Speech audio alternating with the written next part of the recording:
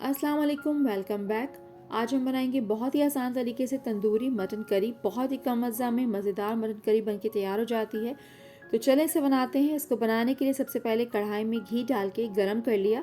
फिर घी में 1 kilo mutton डालकर उसे तेज़ आंच पर उस वक्त तक फ्राई करेंगे जब तक उसका सारा पानी जो है वो खुश्क हो जाए और गोश्त का कलर भी चेंज हो जाए। अब जब तक यहाँ पर मटन फ्राई हो रहा है तब तक हम अपनी सारी सब्जियाँ काट लेंगे। प्याज, टमाटर, लहसुन, अदरक सब चीज़ों को बारीक बारीक मैंने यहाँ पे काट लिया है और इसी दौरान मटन भी यहाँ पे अच्छी तरह से फ्राई हो गया है।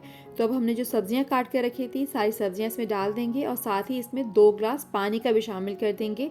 आखिर में तंदूरी मसाले का पूरा एक पैकेट इसमें शामिल कर दिया है।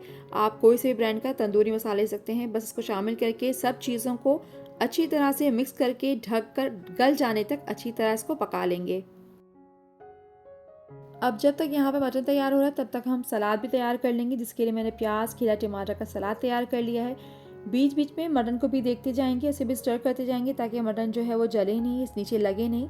तो बीच में देखें इसको मटन को अच्छी तरह से चला करके अभी देखिए यहाँ पे इसकी गलना बाकी है, इसमें कसर है तो उसको दोबारा से ढक कर रख देंगे।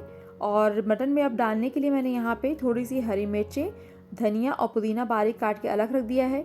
देखिए अब यहाँ मटन को दोबारा चेक किया है तो मटन अच्छी तरह गल गया है और इसकी करी भी बहुत अच्छी तैयार हो गई है।